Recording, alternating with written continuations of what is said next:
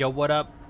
We're back, and I think the I think the best decision to go for right now is probably 682. 682 can actually talk versus 096. I feel like I'd have to put the glasses on to talk to 096, and well, that's I don't know. Unless I have to look at 096, which is bad. I feel like I'll probably die if I go with 096. But I also have a high chance of dying with 682 as well. Let's just go with 682 for now.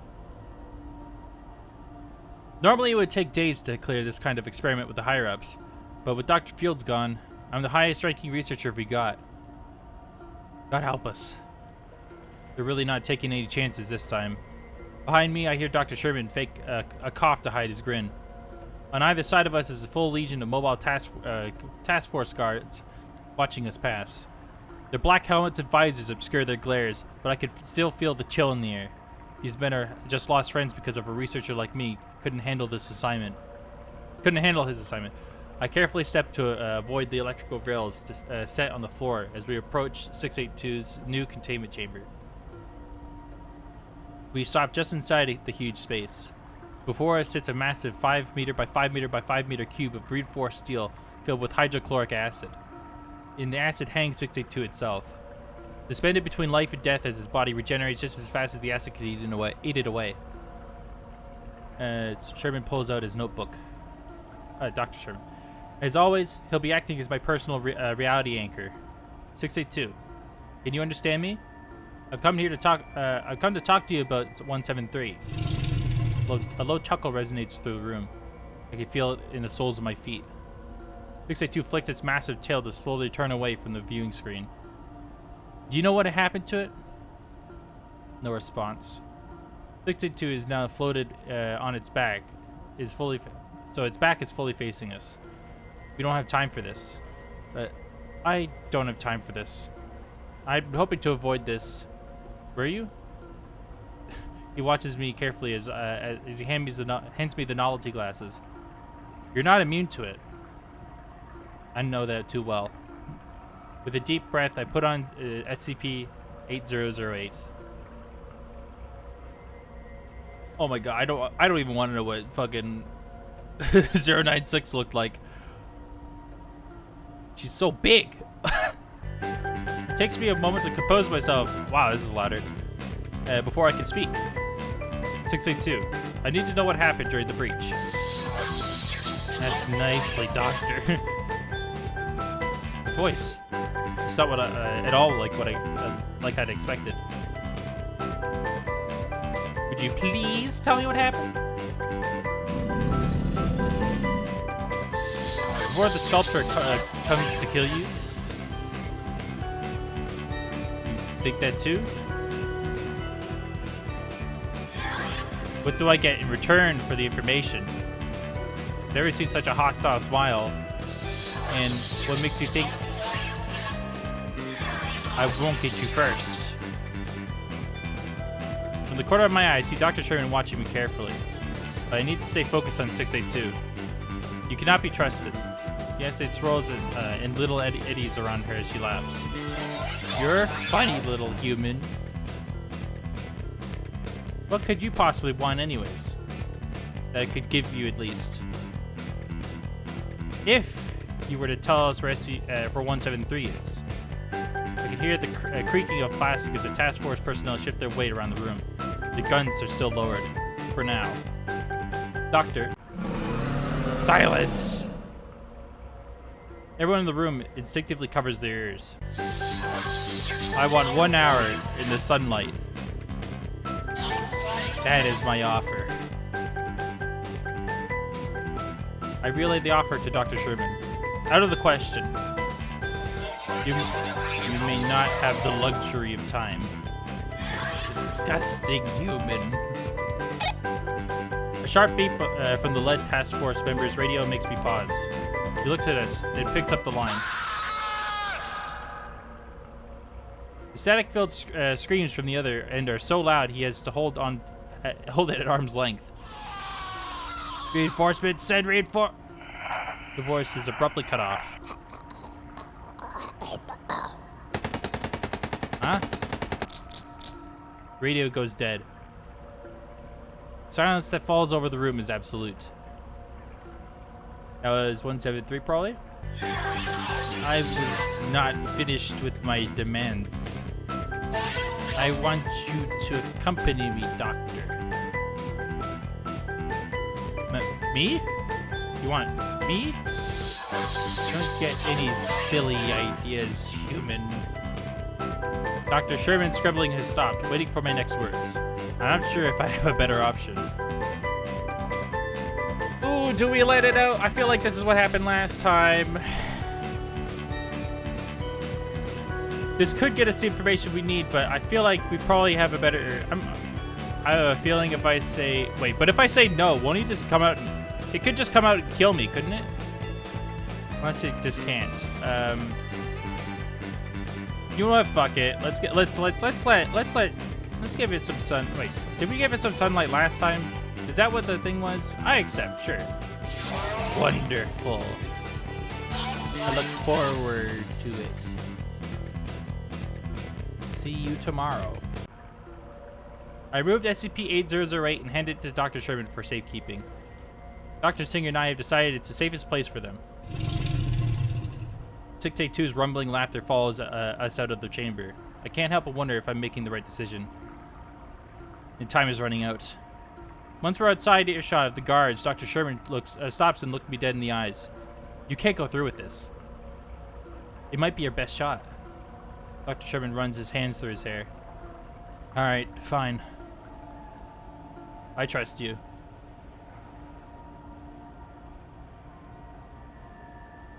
Prepare for tomorrow's date? Yeah, let's go prepare for the date. Let's call it a day. We're all exhausted. No one argues with that. We could decide in the morning if we'll go through this. Dr. Sherman looks at me, then at Dr. Singer. He shrugs, looking just as exhausted as I feel. Okay. Let's get you back to the medical ward. As my eyes drift closed, I can't help but think of SCP-682. She's cruel, and her reputation speaks for itself. But I can't help but wonder what lies underneath. Oh no, this again.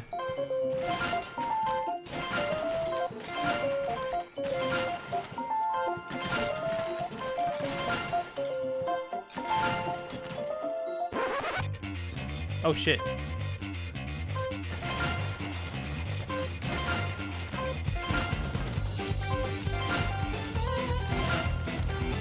Huh? You?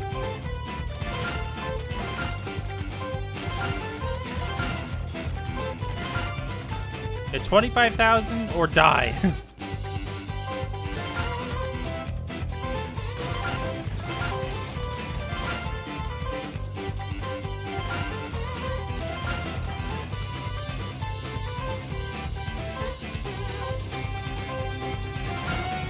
Some of them are like weird.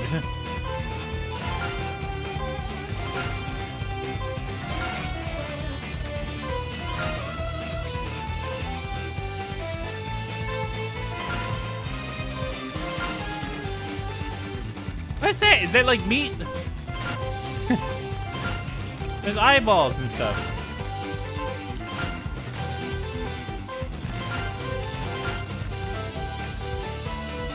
Oh, it's almost back to normal now.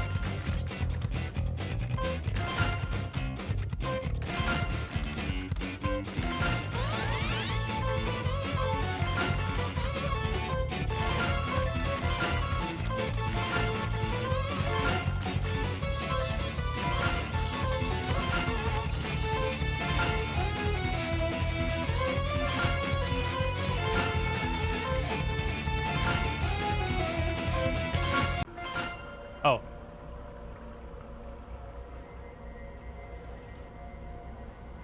Where am I? The tunnels beneath the facility? I hear footsteps and shouting. Is that... I hit the ground. What happened? I've fallen out of bed. The tile floor is cold on my cheek. Was that what was that nightmare? My wrist hurts. Probably ripped out the. I probably ripped the IV out. The heart rate monitor considering the alarm telling me I've flatlined. Telling me I've flatlined, yeah. The door of my room flies open. Doctor! I look up to see my assistant silhouette in the doorway. In the next moment, he's at my side. Oh, thank God. I thought... I'm fine. Just a nightmare. Looks at me strangely, somewhere between concern and relief. Some nightmare. Come on, let me help you. I sit on the edge of the bed, rubbing my sore wrist. The morning shift nurse arrives a moment later to check on my vitals. Dr. Sherman hangs back, fidgeting with his favorite pen. Healthy as a horse? The nurse forces a smile for my benefit, but says nothing. Then Dr. Sherman and I are alone again. It was 173. Dr. Sherman looks up at me. In my nightmare, that is. He's down in the tunnels. I think I know where. No, you don't. It was just a dream. I'm not sure anymore. I sigh, thinking about 682's offer from yesterday. 1 hour in the sunlight. Is it worth the risk? Every moment we wait, more personnel are killed down in the tunnels. And how many will die if 682 gets loose? How many civilians? I've read the files on 682's last containment breach. The death toll was in the thousands.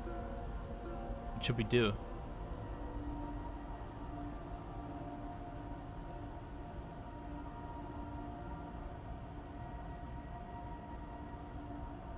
Let's go date on 682. Why not? The lift deposits us at the roof of the facility. 682 containment cube is already waiting for us. The wind is surprisingly cold up here. How long has it been since I've gone outside? Summer has slipped away without me even noticing. And now the sun is setting too. I sit in the chair provided next to 682's containment cube. Dr. Sherman looks even colder than I feel. His teeth are chattering. It's taken most of the day to bring 682's up to the roof to catch the dying rays of the sun. Inside, I could hear her padding in her acid bath, eyeing me through the small viewport. She almost seems excited. I gesture her to the lead task force personnel to begin. The woven tarp of the electrified wire draped over the containment cube hums to life. Enough electricity to power a small town sizzled through the exposed wires. Enough to vaporize anything it comes in contact with. Hopefully, enough to slow 682 down. The sealed top of 682's prison is open slowly. I can't deny it, a part of me is excited to see her again. She surfaces, lifting her snout out of the last of the sun to catch the last of the sun's rays. But not far enough that she contact the deadly wire net. Around us, task force personnel shift, checking the safeties of their weapons. Off. They're making sure their safeties are off. Dr. Sherman hands me SCP-8008 without prompting. He clearly wants to get this over with as quickly as possible, just as I do. Beginning the experiment. Without hesitation, I put on SCP-8008. Why's she wearing clothes? Where'd she get that? I stopped that thought in its tracks. I'm stronger than this. I need to resist. Ready to talk? Am I allowed no peace? You made a promise. Tell us what you know. Do you know how I came to be here? No. No one knows 682's true origin. Might I be the first to learn? Come, run your fingers through my hair. We shall chat. Should I really trust her? Should I trust her? I feel like I'm gonna die. Pat her hair, sure. I slowly walk towards her, towards the edge of the roof. Everyone falls behind me as if dragged by a tether. I'm able to see the edge clearly now. It's a very long way down. Well, you really are stupid, even for a human. I brace, but the attack doesn't come. She seems peaceful. I run my fingers through her thick green hair. It's coarse, more like fur than hair, but not unpleasant. A cold wind catches my lab coat, making it flap around my knees. The red sun illuminates the curve of her silhouette. Do you really want to know about me? I'm surprised by how uncertain she sounds. Sure, I mean, if you're comfortable. Silence stretches between us. I'm very old. She speaks so quietly I have to strain to hear. Everything decays. But me. I don't know what to say. Do I try to console her? Something in her posture warns me not to. I am the wrath that stalks mankind. I am death everlasting. But I am lonely. You're lying. This is a hallucination. You're not real. Aren't I? I'm not sure anymore. I will tell you where the sculpture is, if you want. Or you can forget about her. And I will protect you. Your choice. I'm not sure what to make of her offer. It does sound nice. Why I feel like this is, if I choose this is going to be very bad. Let's resist the temptation this time. I can't. It's not like you're thinking. SCP 173 is going to kill me if I don't find her. I just want to put her back in her box. You promised you'd help with that. So I did. These images in my mind cover my eyes. The light of the setting sun is suddenly blinding, as if I'd spent hours in complete darkness. I know where she is. 173? I jump, almost having forgotten he was here. It was there. Yes, I can find her now. Thank you, 682. The wind gusts as the last of the sun retreats below the horizon. Her expression darkens with the sky. Time's up. I look at her strangely. Her hour has only just begun. Oh. A sudden concussion to the air strikes me in the back. I fly forward and I open my eyes to find Dr. Sherman huddled over me. The smell of acid burns his acid burn flesh hits me immediately. Theron! Dr. Sherman doesn't respond other than to carefully pick up SCP-8008 from where it's fallen nearby and tuck the anomaly in his breast pocket. You're hurt. He shakes his head. I'm fine. His breathing is shallow. Did you get what you needed from it? Yes, I did. Dr. Sherman sags with relief. His face contorts in pain. We need to get you to medical. A distant explosion marks SCP-682's path of destruction as it escapes into the facility. Dr. Sherman shakes his head. No, not safe. We have to finish this. He's right. There's only one path left to take. Let's go into the tunnels. We prepare for the descent into the tunnels beneath the facility as quickly as possible. It's deep into the night by the time we were ready.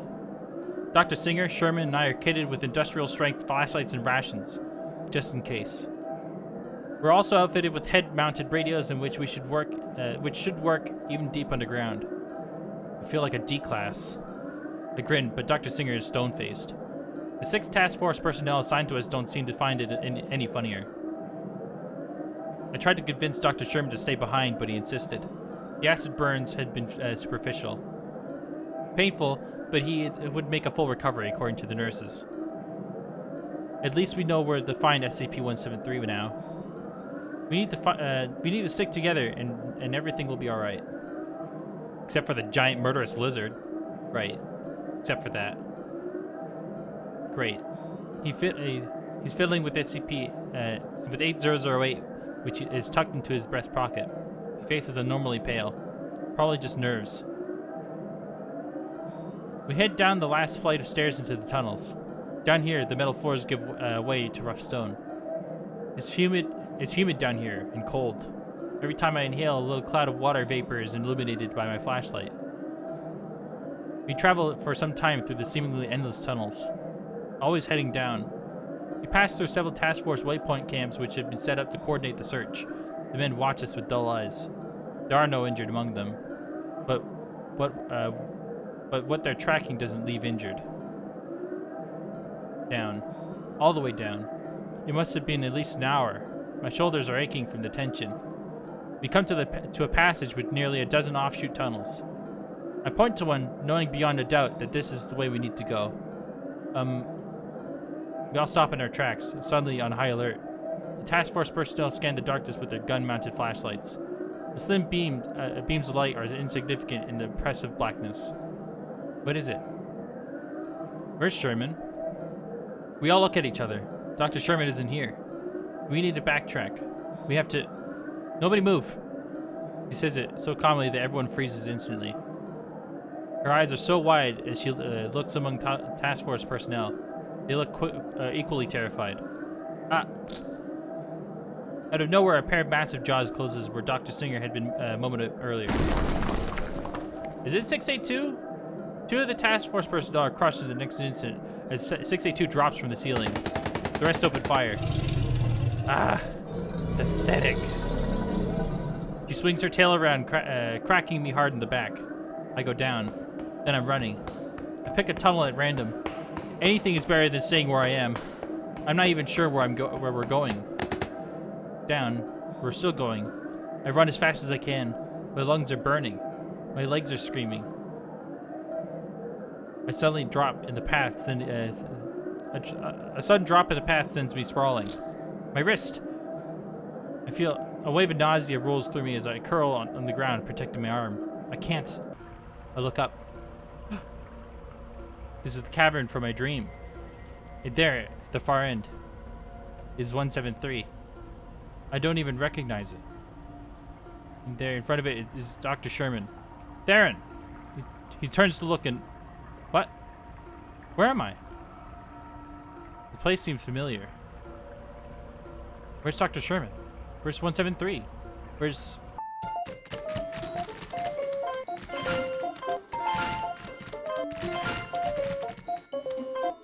Alright, I get 50,000. Hey! I thought I told you to... Uh-oh. I've been looking for you.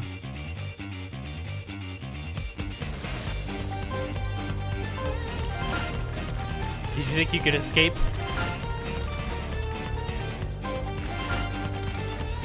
How'd you find us?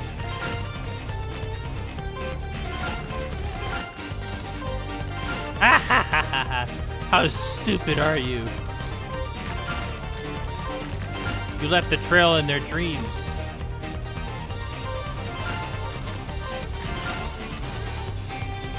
What's this other human doing? That's their friend. Gosh, it is hard to do this. Ah, yes. He was there on the roof. Don't look at him like that.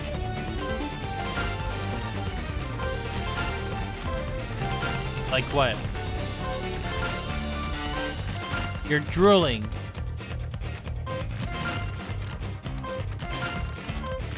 Supple. Eh!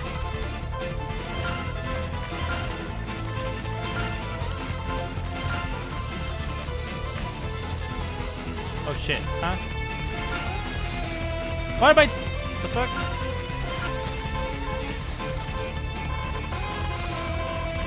Okay, that doesn't do anything. Okay. I can't move. Finally, we're alone. I sense you have feelings for the sculpture. I would be lying if I said I wasn't disappointed. I have something for you. Lips brushed against mine. What? Ah! I taste blood. Did I just die? The final 2 researchers were never recovered from the tunnels. Dr. Sherman was found wandering in the dark sometime later, wearing SCP-8008. He is physically unharmed, but redacted, but the redacted. 173 and 682 have been recontained. The next cohort of researchers will be brought in shortly to continue work on 8008. The rest of the data is expunged. No! Okay. Let's try it again. We're gonna try a different route. I'll try it from my save point. Here, we're here. All right, let's try with SCP-096, huh? Next time, of course, because we're gonna stop here. All right, it's just getting a little long. We're gonna do another one. Next time we'll do SCP-096, and then we'll do another one after that where we do nothing. But all right, thanks for watching. Hope you enjoyed, and I'll see you guys in the next one.